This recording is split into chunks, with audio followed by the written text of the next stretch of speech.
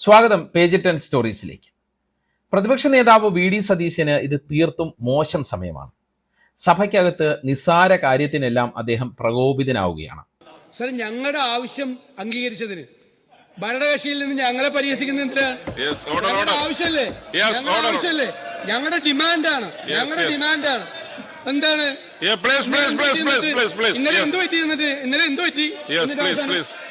അടിയന്തര പ്രമേയ നോട്ടീസിൽ ചർച്ചയാകാമെന്ന് സ്പീക്കർ അറിയിച്ചാലും അദ്ദേഹത്തിന് ദേഷ്യം വരുന്ന സ്ഥിതിയാണ്. ഭരണപക്ഷം അദ്ദേഹത്തെ കളിയാക്കുന്നതായി തോന്നും. പാർട്ടിക്കകത്ത് ഒറ്റപ്പെടുന്നത് കാരണമാണ് ഈ ദേഷ്യമെന്ന് ആരെങ്കിലും പറഞ്ഞാൽ അവരെ കുറ്റപ്പെടുത്താനും കഴിയില്ല. അത്ര പ്രതിസന്ധിയാണ് അദ്ദേഹം പാർട്ടിക്കകത്ത് നേരിടുന്നത് എന്ന് കഴിഞ്ഞ ദിവസങ്ങളെല്ലാം നമ്മൾ കണ്ടതാണ്. സതീശിന്റെ കടുത്ത എതിർപ്പിന് പുല്ലുവില കൊടുത്താണ് രാഹുൽ മാങ്കൂട്ടത്തിൽ സഭയിലേക്ക് എത്തിയത്. അതും സതീശൻ VS അനുശോചനം നടത്തുന്നതിന് തൊട്ടു മുമ്പ്. അതോടെ മാധ്യമ അറ്റൻഷൻ എല്ലാം രാഹുലിലേക്ക് കേന്ദ്രീകരിക്കപ്പെട്ടു. അവിടെ തന്നെ പ്രതിപക്ഷ നേതാവിന് വിലയില്ലാതെയായി. പാർട്ടിയിൽ അദ്ദേഹത്തിന്റെ പിടി അയയുന്നു എന്ന് വ്യക്തമായി. എല്ലാം ഇപ്പോൾ തീരുമാനിക്കുന്നത് KPCC വർക്കിംഗ് പ്രസിഡന്റ് ഷാഫി പറമ്പിലാണ്. നിയമസഭയ്ക്കകത്താണെങ്കിൽ കൊടുക്കുന്ന അടിയന്തര പ്രമേയ നോട്ടീസ് എല്ലാം ചർച്ചയ്ക്കെടുത്ത് ഭരണപക്ഷവും പ്രതിപക്ഷ നേതാവിനെ പ്രതിസന്ധിയിലാക്കുകയാണ്. അതായത് സഭയ്ക്ക് അകത്തും പുറത്തും പ്രതിസന്ധി. രാഹുൽ മാങ്കൂട്ടത്തിൽ കാരണം വി ഡി സതീശനും പ്രതിപക്ഷവും അകപ്പെട്ടിരിക്കുന്ന പുതിയ പ്രതിസന്ധി പരിശോധിക്കുകയാണ് ഈ വീഡിയോയിലൂടെ. സഭയ്ക്ക് അകത്താണെങ്കിൽ രാഹുൽ മാങ്കൂട്ടത്തിലിന്റെ പേരും പ്രവൃത്തിയും പറഞ്ഞ് ഭരണപക്ഷ അംഗങ്ങൾ ട്രോളിക്കൊല്ലുകയാണ്. ഒരക്ഷരം മിണ്ടാനാകാത്ത അവസ്ഥയിലാണ് സതീശനും കൂട്ടരും. ആരോഗ്യമന്ത്രിയും KT ജലീലും തുടങ്ങി KU ജനീഷ് കുമാർ വരെയുള്ളവരെല്ലാം ട്രോളുകയാണ്. ഇന്ന് മരുന്ന് ലഭിക്കുന്നില്ല എന്ന് നിങ്ങളുടെ നിരയിലുള്ള ഏതെങ്കിലും MLA-മാർ പോലും പറയുമോ?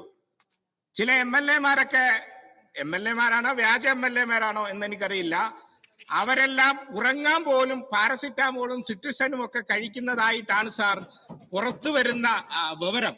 അതായത് വിഷയം ആഭ്യന്തരമായാലും ആരോഗ്യമായാലും പ്രതിപക്ഷം രാഹുൽ മാങ്കൂട്ടത്തിൽ കാരണം ട്രോളുകൾ ഏറ്റുവാങ്ങുന്ന സ്ഥിതിയാണ്.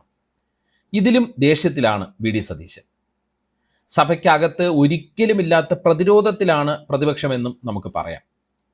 പോലീസിന്റെ കസ്റ്റഡി മർദ്ദനം സംബന്ധിച്ചുള്ള അടിയന്തര പ്രമേയം ചർച്ചയ്ക്കെടുത്തപ്പോഴും അമീബിക് മസ്തിഷ്ക ജ്വരത്തെക്കുറിച്ചുള്ള അടിയന്തര പ്രമേയം ചർച്ചയ്ക്കെടുത്തപ്പോഴും എല്ലാം UDF-നുള്ളിലും കോൺഗ്രസിലും ഏകോപനമില്ലായ്മ പ്രകടമായിരുന്നു.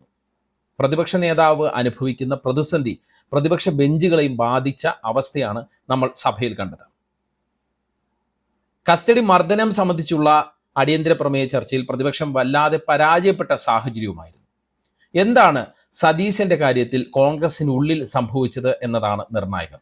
3 കാര്യങ്ങളാണ് കോൺഗ്രസിൽ സംഭവിച്ചത്. ഒന്ന്, നേരത്തെ പറഞ്ഞതുപോലെ രാഹുൽ മാങ്കൂട്ടത്തിൽ വിഷയത്തോടെ സതീശൻ ഒറ്റപ്പെട്ടു. അവസരം മുതലെടുത്ത് KC വേണുഗോപാൽ കളിച്ചു. എല്ലാം തീരുമാനിക്കുന്ന ആളായി A ഗ്രൂപ്പിലേക്ക് തിരിച്ചെത്തിയ ഷാഫി പറമ്പിൽ മാറി.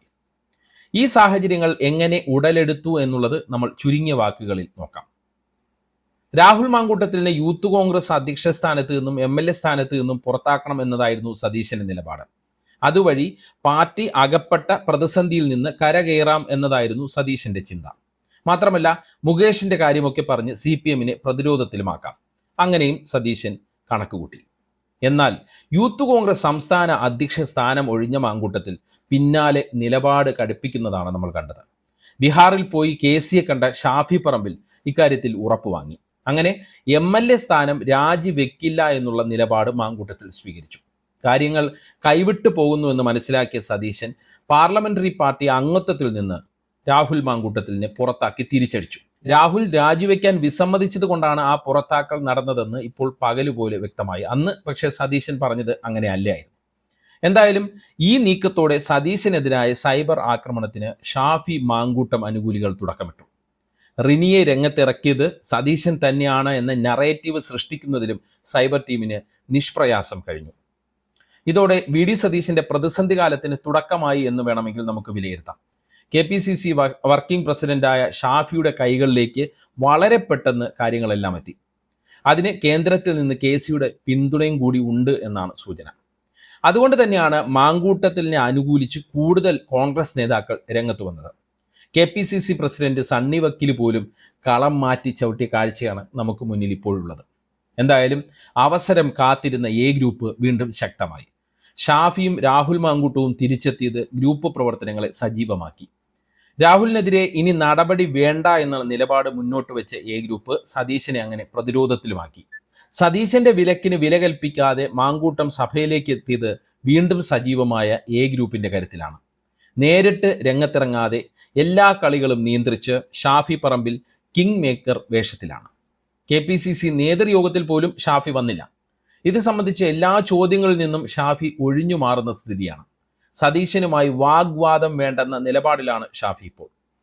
എന്നാൽ ഷാഫി മാങ്കൂട്ടം ടീമിന്റെ നിലപാടുകൾ KPCC നേതൃയോഗത്തിൽ കൃത്യമായി ഉന്നയിക്കപ്പെടുകയും ചെയ്തു ഇവരുടെ അസാന്നിധ്യത്തിൽ. എല്ലാം തുറന്നടിക്കാൻ ഒരുങ്ങിയ സതീശൻ തൽക്കാലം അടങ്ങിയ മട്ടാണ് ഇപ്പോഴുള്ളത്. കാര്യങ്ങൾ വിലയിരുത്തുകയാണ് സതീശൻ പക്ഷം എന്നാണ് സൂചന. സൈബർ അറ്റാക്കിനെതിരെ AICCക്ക് പരാതി നൽകിയതും അതിന്റെ ഭാഗമായിട്ടാണ്. മാങ്കൂട്ടത്തിനെതിരെ ഒരു IAS ഉദ്യോഗസ്ഥരുടെ അടക്കം 4ഓളം പരാതികൾ സതീശന്റെ പക്കലുണ്ട് എന്നാണ് ഒടുവിൽ കിട്ടുന്ന വിവരം. അതെല്ലാം പുറത്തുവിടാൻ സതീശൻ തുനിഞ്ഞാൽ സംഗതി വഷളാകാനാണ് സാധ്യത. എന്തായാലും രണ്ട് പക്ഷവും വിട്ടുവീഴ്ച വേണ്ടെന്നുള്ള കടുത്ത നിലപാടിലാണ്. മറ്റൊരു ശ്രദ്ധേയമായ കാര്യം രമേശ് ചെന്നിത്തല എടുക്കുന്ന നിലപാടാണ്. രാഹുൽ മാങ്കൂട്ടത്തിൽ വിഷയത്തിൽ സതീശനൊപ്പമാണ് രമേശ് ചെന്നിത്തല. പക്ഷേ അപ്പോഴും സതീശൻ പക്ഷം ഈ വിഷയത്തിൽ അല്ലെങ്കിൽ ഇപ്പോൾ പാർട്ടിയിൽ ദുർബലമാണ്. കാരണം അവരുടെ കുന്തമുനകളായിരുന്ന ഷാഫിയും മാങ്കൂട്ടവും കളിക്കുന്ന കളികൾക്ക് മറുകളികൾ ഒരുക്കാൻ ഈ പക്ഷത്തിൽ ആളില്ല എന്നതാണ് വാസ്തവം. കോൺഗ്രസ് രാഷ്ട്രീയത്തിന്റെ കളി അറിയാവുന്നവരെല്ലാം മറുപക്ഷത്താണെന്നും നമുക്ക് വിലയിരുത്താം. സതീശൻ ഇസത്തിൽ അഭിപ്രായ വ്യത്യാസം ഉണ്ടായിരുന്നവരെല്ലാം ഇപ്പോൾ മറുപക്ഷത്ത് നിലയുറപ്പിച്ചിരിക്കുന്ന കാഴ്ചയും നമുക്ക് കാണാം. രാഹുൽ മാങ്കൂട്ടത്തിലിനെ വീണ്ടും സഭയിലേക്ക് വരുന്നത് തടഞ്ഞത് മാത്രമാണ് സതീശൻ പക്ഷത്തിന് ആകെയുള്ള ആശ്വാസം. ഇതിനെല്ലാം ഇടയിലാണ് സഭയിൽ നേരിടുന്ന പ്രതിസന്ധി. മുഖ്യമന്ത്രി കസേര സ്വപ്നം കണ്ട് തന്ത്രങ്ങൾ ഒരുക്കി മുന്നേറിയിരുന്ന സതീശന് അടിതെറ്റിയ അവസ്ഥയിലാണ്. നിലമ്പൂർ ഉപതെരഞ്ഞെടുപ്പിൽ വിജയം സ്വന്തമാക്കി ആ മുഖ്യമന്ത്രി മോഹത്തിന് ആക്കം കൂട്ടിയിരുന്നു. അതാണ് രാഹുൽ മാങ്കൂട്ടത്തിൽ വിഷയത്തോടെ തകിടം മറിഞ്ഞത്.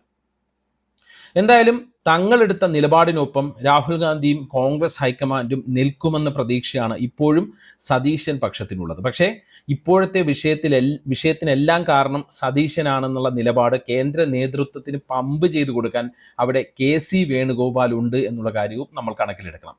എന്തായാലും ഒരു സീരിയൽ സെക്സ് ക്രിമിനലിന് വേണ്ടി കോൺഗ്രസിന്റെ കേരളത്തിലെ സാധ്യതകൾ തന്നെ ഇല്ലാതാക്കുന്ന നടപടികളാണ് സൈബർ ഇടത്തിൽ ഇപ്പോൾ നടന്നുകൊണ്ടിരിക്കുന്നത്. രാഹുൽ മാങ്കൂട്ടത്തിൽ വിഷയത്തിന്റെ ആഴം മനസ്സിലാക്കിയാണ് സതീശൻ അതിൽ ശക്തമായ നിലപാട് ആദ്യഘട്ടത്തിൽ തന്നെ സ്വീകരിച്ചത്. MLA സ്ഥാനത്ത് നിന്നും പുറത്താക്കി ആ ചാപ്റ്റർ ക്ലോസ് ചെയ്ത് കൂടുതൽ സ്കോർ ചെയ്യാനായിരുന്നു സതീശന്റെ നീക്കം, ഞാൻ നേരത്തെ പറഞ്ഞതുപോലെ. പക്ഷേ അതാണ് ഷാഫിയും A ഗ്രൂപ്പും ചേർന്ന് പൊളിച്ചത്. സതീശനെ അല്ല സത്യത്തിൽ അവർ തടഞ്ഞത്, കോൺഗ്രസിന്റെ കേരളത്തിലെ സാധ്യതകളെ കൂടിയാണെന്ന് ഉറപ്പിച്ചു പറയുകയാണ് രാഷ്ട്രീയ നിരീക്ഷകർ. വളരെ ആസൂത്രിതമായ ഒരു പെയ്ഡ് ക്യാമ്പയിനാണ് സതീശനെതിരെ ഇപ്പോൾ നടക്കുന്നത്. നിരവധി വെബ്സൈറ്റുകളെയും യൂട്യൂബ് ചാനലുകളെയും വിലക്കെടുത്തുകൊണ്ട് നടത്തുന്ന ക്യാമ്പയിൻ. ഇതിൻ്റെ ആത്യന്തിക ഫലം എന്തായിരിക്കുമെന്ന് മനസ്സിലാക്കാൻ പാഴൂർ പടിപ്പുര വരെ പോകേണ്ടതില്ല. സാമൂഹ്യ പ്രവർത്തനത്തിൻ്റെ 4 അയലത്തേക്ക് അടുപ്പിക്കാൻ പറ്റാത്ത ഒരു ഞരമ്പ് രോഗിക്ക് വേണ്ടിയാണ് ഇതൊക്കെ നടക്കുന്നത് എന്നതാണ് അത്ഭുതമെന്നാണ് ബഷീർ വള്ളിക്കുന്നിനെ പോലുള്ള രാഷ്ട്രീയ നിരീക്ഷകർ എഴുതുന്നത്. എന്താണ് ഈ വിഷയത്തിൽ നിങ്ങളുടെ നിലപാട്? അഭിപ്രായം കമൻറ്റ് ചെയ്യുക. പേജ് 10 സ്റ്റോറീസിലെ വീഡിയോകൾ വാട്സപ്പിൽ കിട്ടാൻ കമൻറ്റ് ബോക്സിലുള്ള ലിങ്കുകൾ ക്ലിക്ക് ചെയ്ത് വാട്സപ്പ് ചാനലിലോ ഗ്രൂപ്പിലോ അംഗമാകാം. നന്ദി, നമസ്കാരം.